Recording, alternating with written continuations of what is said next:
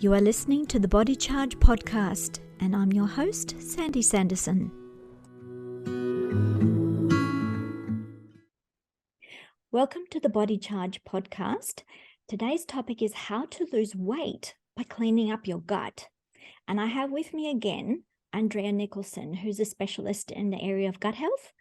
For those who didn't hear the part one, the first one where we had an overview of the importance of gut health for overall health of the body, Andrea helps people address health challenges like fatigue, digestive problems, hormone imbalances, thyroid problems, and mood swings. She's a board-certified holistic nutritionist, nutrition therapist master, and restorative wellness practitioner. So I'm really happy to have her on board today because we're going to really dive into the area of how metabolic issues affect weight, either too much weight or maybe not enough weight even.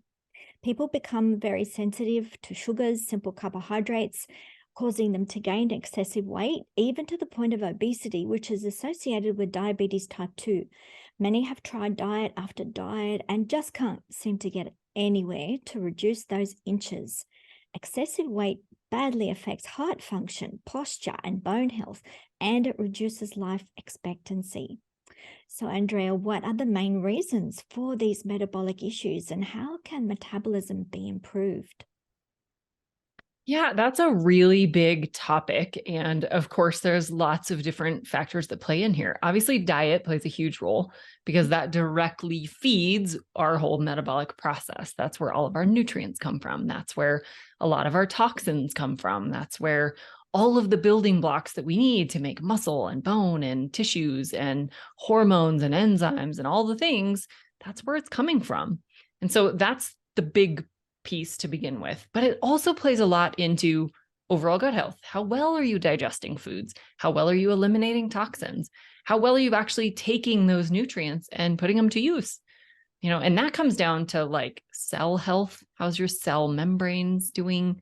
Do they have adequate sensitivity to those hormones? Do you have insulin resistance? Do you have leptin resistance? Do you have some of these other things going wrong in your body that are affecting how well you can metabolize foods?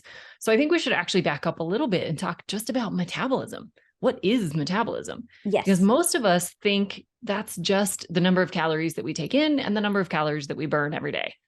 But it's really all of the chemical reactions that are occurring in our body all day, every day, just to keep us alive. So that's making new tissues. That's breaking down old tissues that need to be gotten rid of. That's fighting off infections.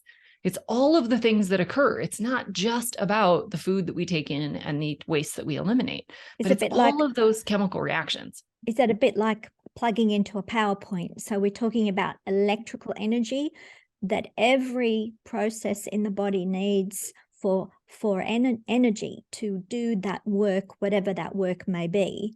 So it's very universal. It's like what they call global, isn't it? Global in the body, a global effect. And so metabolism is our PowerPoint, right? It really is. It's a very complicated process.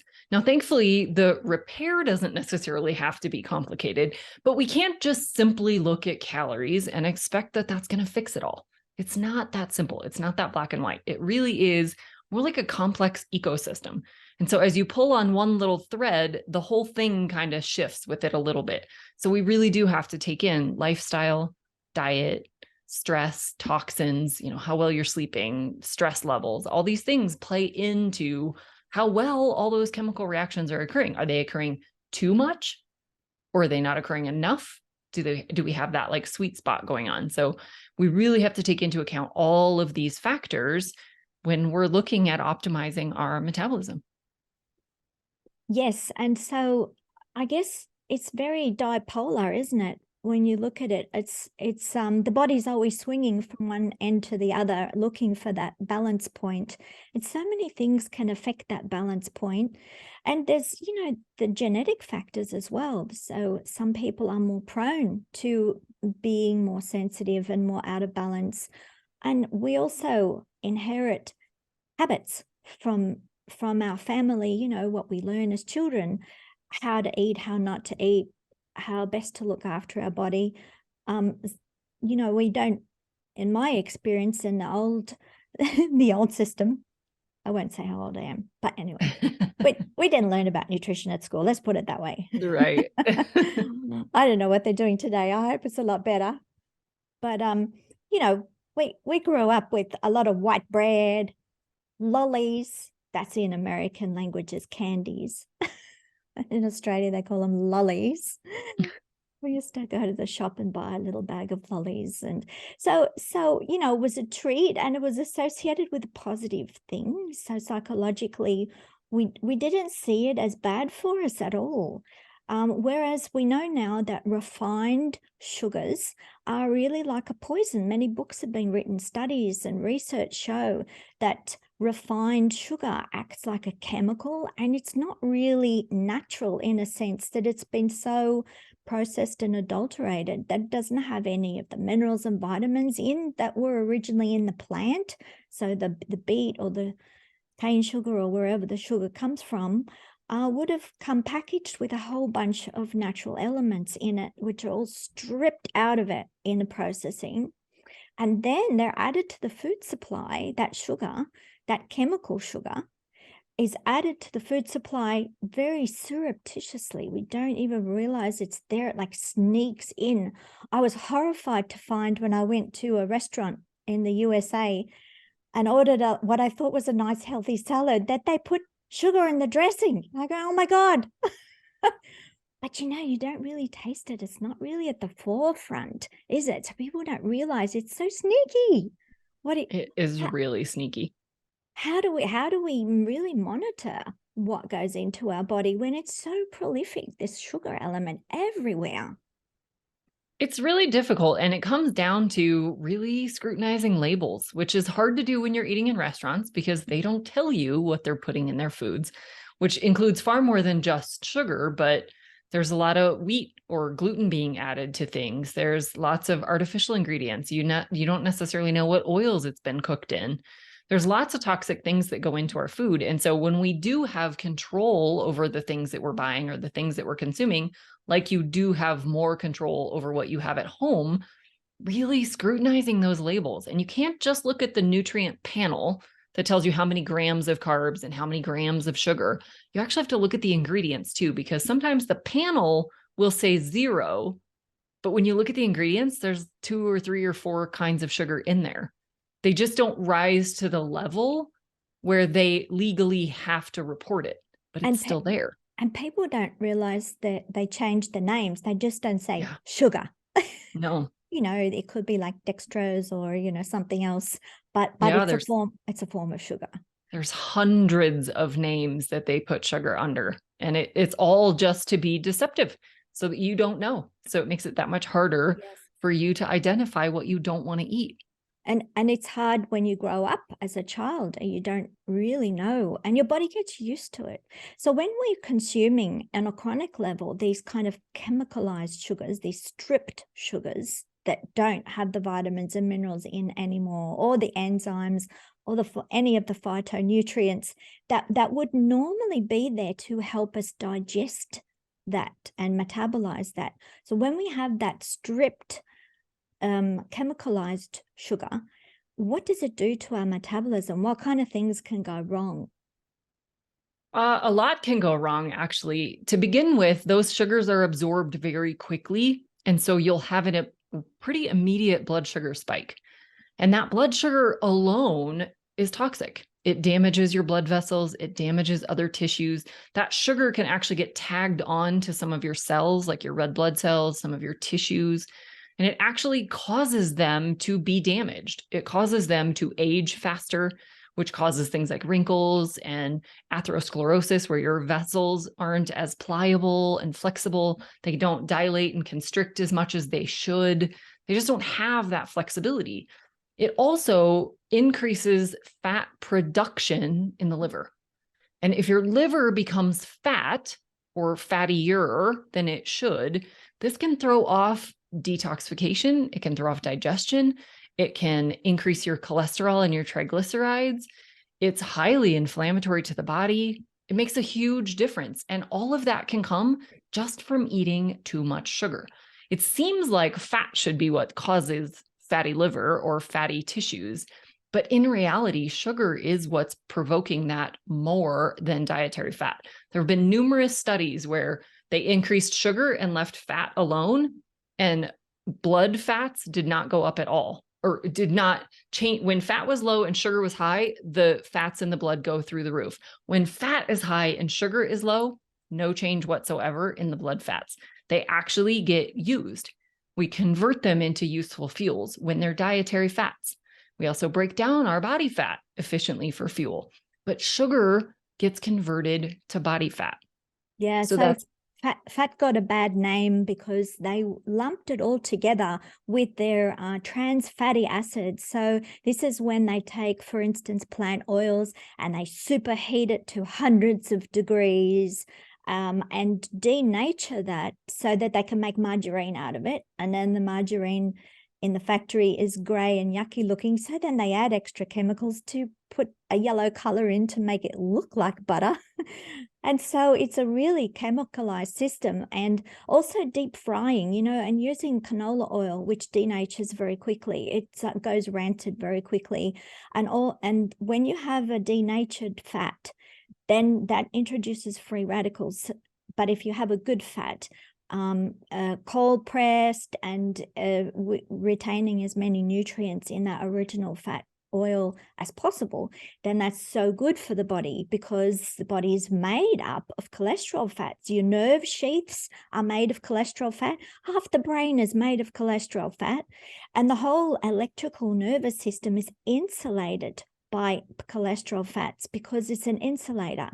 And we need that to function on every level. We can survive certainly without sugar, but we definitely cannot survive without the good fats. And so that brings me to the next thing. When we metabolize, we can either burn fats or burn sugars.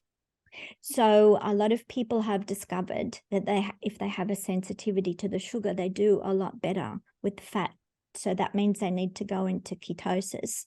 And so we'll cover that in a minute. But first, I'd like to just address what happens when you have a metabolism that burns sugar, because I've noticed in my own research and experience that the byproducts are a lot more acidic. And so all of these symptoms of premature aging and degradation are a result of free radicals, more free radicals and acids in the body not being neutralized, and they cause damage. They steal, the good electrons from your well-functioning cells and destroy. So that's what happens in a compost heap, doesn't it? It becomes acidic. The microbes move in, they make more acids, and the acids break down the carbon fibers until it goes back to soil. But we don't want to do that while we're alive, right? We don't want to be a compost heap. definitely not. Definitely not. So Yeah, it's the sugar. Yeah. Sugar is a big problem. really quick burning fuel. So if you picture like a fireplace, we have newspaper or any kind of, simple paper product that would be like sugar. It's going to burn really quickly and put off a lot of ash, versus a good quality firewood that would be more like burning fat. It lasts a long time. It burns a little bit cleaner. It's not the best example ever because both of them are dirty fuels, but you can see the difference between one that burns really quickly and puts out a lot of ash and one that takes a lot longer to burn. Fat is a much cleaner fuel. We get a whole lot more energy out of it, like hundreds of times more energy than we do from sugar, which means you don't have to eat as often. You don't have to eat as much. We're carrying around storage that we can burn at will. The problem is most of us are in that sugar burning mode all the time because we're eating frequently. We're eating a lot of carbohydrates. We're taking in a lot of simple sugars, and we're doing this all day long between drinks and foods and snacks and desserts and all of the things that we're constantly in this sugar-fed state. When you're in that sugar-fed state and your insulin is up, that's what's there to take the sugar into the cells and help lower the blood sugar. When your insulin is up, you can't break down body fat. It blocks the hormone that releases the fat from the cells. So you literally can't tap into your stored fuels, which means you're hungry more often. Your brain stops operating until you eat again. You get really sleepy. Sometimes you're sleepy before eating, and then sometimes you're sleepy again after. You get these huge energy swings. You're tired, and then you eat and you feel good, and then you crash again and you have to eat again. These are all signs that you're in sugar burning mode only. And candida thrives on the sugar, doesn't it? Fungus loves the sugar. It kind of makes you want to eat more. It does, for sure. It causes those cravings. So, so it reminds me of a firecracker, the burning of sugar. It's like really fast and furious and a big hit and then crash. And then a crash. Whereas the keto fat burning method gives you a more sustainable, regulated, balanced kind of an energy. It's not like you're lacking in energy because it's a slower burn. It gives you efficiency of energy supply without the big hills and troughs, without the energy crashes.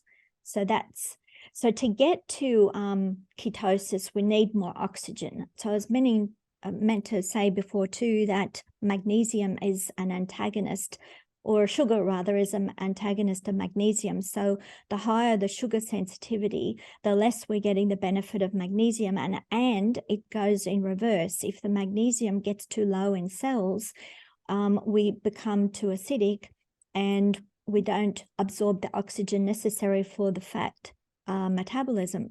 And so we're limited then as magnesium drops lower and we become more acidic and low oxygen.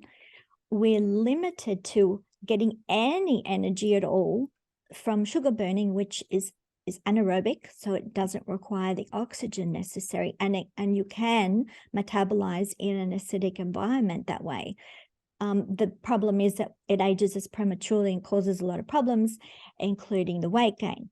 So let's segue now into the insulin issue, which you mentioned before.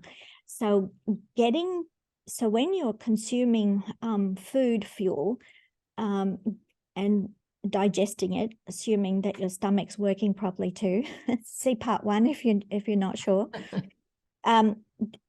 Getting the fuel, the glucose final product into the cell requires insulin to be released. And so we can have a number of problems also from magnesium deficiency. Either the insulin can't get the glucose into the cell because the cell stays shut because not enough magnesium available, or you don't have enough insulin in the first place to be released to go with that glucose. It's like an escort through the door, through the membrane of the cell. It needs to be escorted.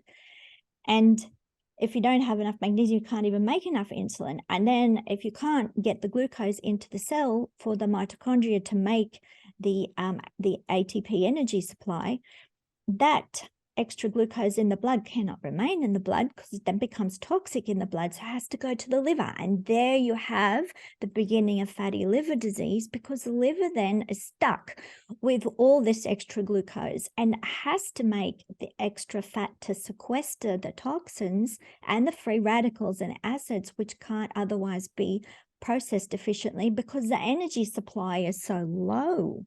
So you see, it becomes a kind of a merry-go-round or a revolving door. People can't get out of that revolving door because one system then has a negative feedback loop into another. So how do you help people get out of that revolving door and switch and change something that's become really maybe a long-term chronic issue? The first step is always diet. Of course, we want to really reduce that overall sugar intake. The more we can get the sugar out of the diet, the less the body has to respond to it. If we just take away the problem, the less the body has to worry about it. So that's the first step. But it also just takes some time to re-equilibrate the body back to other energy sources and how to kind of survive without that constant sugar hit. The brain gets kind of addicted to that sugar. The body gets used to having that sugar hit all the time. You know, it has a huge impact on our neurochemicals, lots of things. So it takes some time to kind of get past that addictive phase.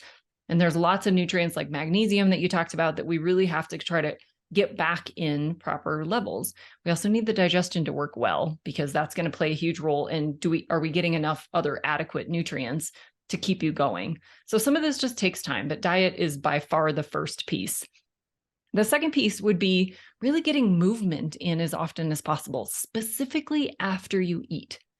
This is one of the little known secrets that a lot of people aren't aware of, that the muscle doesn't necessarily require insulin to allow glucose in.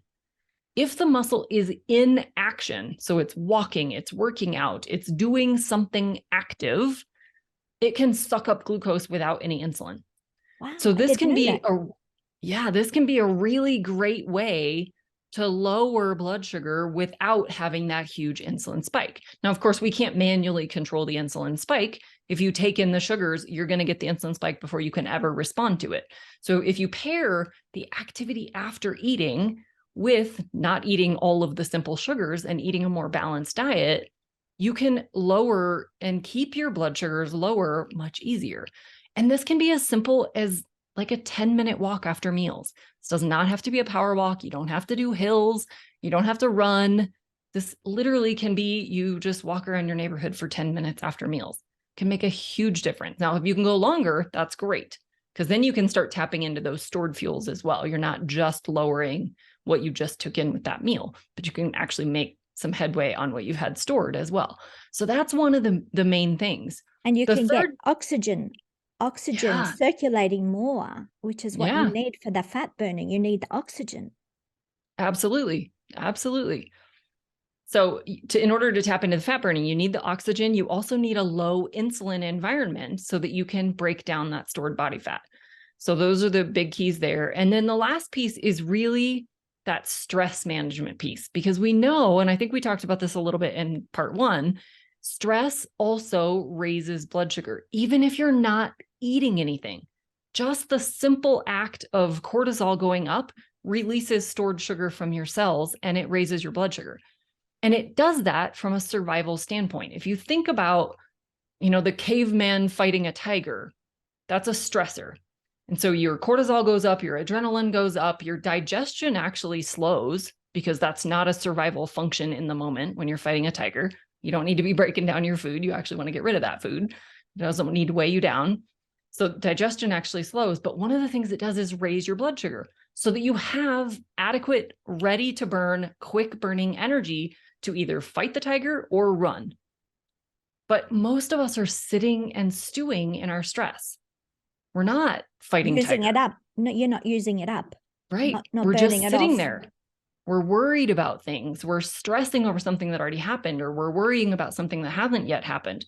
We're in our minds, we're causing this stress. Or maybe you're in amongst a bunch of computers and printers and electromagnetic fields and 5G and all sorts of. There's some people, I read 10% of the population are actually electrically sensitive. And so this is a background stress you may not even be consciously aware of, but your environment is always pushing on you. Yeah. Causing that adrenaline rush. Yeah, absolutely. So we have those worries, those emotional stressors that most of us think about when we think of stress. We also have the environmental stressors, like you talked about with the electrical signals and all of these things. We also have environmental toxins and food toxins and chemical additives in our water and our food that we're taking in. We also have hidden infections. High blood sugar all by itself is a stressor. So we really do have to take into account all of those sources of stress: not getting enough sleep, not getting enough exercise, that's a big one. Too much exercise. All of these things are stressors on the body, and they're contributing to blood sugar imbalances and therefore insulin imbalances, and therefore we can't tap into our stored fuels. Yeah, because sleeping is a big one, because that's when the brain cleans out the toxic residues from the day's metabolism. And if you don't have a deep restorative sleep, those waste products are going to keep circulating. That's why you wake up with brain fog and feeling really lousy if you haven't had a good sleep, because the toxins are still there that needs to be eliminated. And so a good deep sleep is so refreshing. I think it's the best vitamin ever. For sure. Yeah. So that's good. So we've covered quite a lot of territory in this area. So the exercise and good diet. You mentioned hormones before. So if someone has an imbalance in hormones, how can that impact excessive weight gain? Say, for instance, someone in menopause, and all their life they really haven't had much of a problem, and then suddenly, boom, the weight doubles, and that's a hormonal thing. Yeah, there's periods in our lives when our hormones go kind of wacky. Obviously, we have puberty when things are first starting. We also have the menopause, and men go through their own version of andropause. And so there's all of these hormonal swings. We also have environmental impacts that can affect our hormone levels. And so we can have issues with both too low of certain hormones and of too high. The vast majority of weight-specific issues seem to stem from estrogen dominance, which means you either have just high levels of estrogen in general, or you have high estrogen relative to some of the other hormones like progesterone, specifically in women. It's that ratio that gets really off. And so relatively, you have more estrogen dominance. And estrogen goes very much hand in hand with insulin. And it also goes very much hand in hand with body fat storage, specifically around the belly. And so estrogen plays a huge role in where we store our body fat and how much we're kind of storing. And it can also kind of interfere with the breakdown. So we really want those levels to be adequate. In men, a lot of times, this is your testosterone is actually converting to estrogen. We all have an enzyme in us that makes this transition. But when that enzyme is overactive because of stress, because of blood sugar issues, because of poor diet, because of certain medications, all of these things, it overactivates that enzyme, and you convert your testosterone that you want into estrogen that you don't want. And that's what causes the belly fat, some of the man boobs, some of those things that the girly boys tend to cause problems. The girly mans. Yeah. And in women, it tends to cause belly fat. It can make changes in bone structure and muscle, your ability to retain your muscle mass. It's a big deal. So hormones really do play a huge role in how much body fat you have and how difficult it is to get rid of. And estrogen dominance. So we need estrogen. It's very vital for functioning, our natural endogenous estrogen. But people, I think, usually get estrogen dominance from environmental factors. And so there are synthetic or estrogen mimicking chemicals like plasticizers, which can overload and use those estrogen receptors as imposter. But it doesn't do what our natural good estrogen does in the body. It interferes with our endocrine system. And so, it can make you feel histrionic, like very fragile, and cry a lot and can't cope with stress very well, which is also associated with low magnesium deficiency symptoms. So they go hand in hand. As you lift the magnesium levels, you feel calmer. It dampens down the adrenaline response. You start to think more clearly, and obviously it goes hand in hand with good diet too.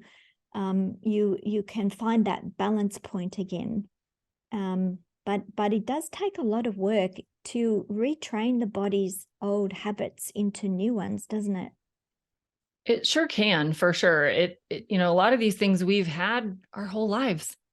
And to the point that we don't even recognize that we have these habits. We don't even recognize that this is something we shouldn't be doing. It's just, that's who we are. It's what we've always done. And so, yeah, it can be really difficult to make some of these changes. And even hormone issues. I know people in their teens who already have hormone issues. And if those aren't dealt with, it seems totally normal. Like that's just your normal, but it's really been imbalanced your whole life. Same thing with gut issues, same thing with nutrient deficiencies. We kind of get used to not feeling very good that we don't even recognize that we don't feel good. Yeah, it's a bad habit. We don't recognize, we get used to feeling bad, right? We do. Because it's a habit and it's always been there. But when you change something, then you realize, oh my goodness, this is what it feels like to feel good. And you notice the difference. So if you work with someone and work out what their ideal program is to suit their individual needs, and you follow this program and you eat this food and avoid that one, and you do this exercise, and you give them a program, but it's about changing our psychological habits as well. Would you recommend hypnosis? Does that sometimes help as well? Like in other kind of addiction? Yeah, it certainly can. There's lots of different therapy options. There's lots of different protocols. There's lots of different methods to accomplish the same thing. And part of that is we really just have to find out what's going to work best for you. Some people just adamantly don't believe in hypnosis and it's not going to work on them then. But other people are open to all of it and it works amazingly well. So just like with exercise, some of us love to walk, some of us love kickboxing or CrossFit or whatever. You have to kind of find your sweet spot with all of these things, with diet, with lifestyle, with exercise, with therapy, with all the things. We have to find that sweet spot that you'll do. And when you get that mix coming together, that synergistic, how everything works together, then the microbiome also rearranges itself, doesn't it? Because some people think it'll only rearrange itself when I put some tablets into my stomach. but it doesn't work for everyone. So, it can help, but really fundamentally, it's all about the food that we eat and the avoidance of the chemicals that may be blocking the digestive system, and getting that part right is fundamental to everything. One last thing I wanted to cover very quickly is, in extreme cases, some people do fecal transplants, and that very instantly changes the gut microbiome, and people have a very quick and fast result. So I believe this is gaining in popularity now. Do you come across it? Yeah, it's not something I personally deal with, but I do know people who have done it and have had really phenomenal results from either weight management, or I worked with one lady who had recurring C. diff infections for years. She would go on these high dose antibiotics to get rid of it. Clostridium difficile. Difficile, yes. And this is a serious infection. It causes really acute issues, very severe symptoms. And she would clear it and then it would come back. And she'd clear it and it would come back. And she'd clear it and it would come back. And this is, for her, this was like debilitating. She couldn't work. She couldn't leave the house.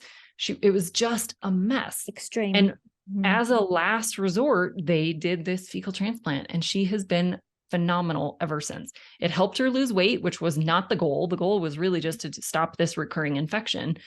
But yeah, it totally changed her entire body. So It does go hand in hand, though, with all the lifestyle things we've talked about, because you can't just have the fecal transplant and go back to your old habits, because then you'll just change those microbes back to where they were, because it's environmentally influenced.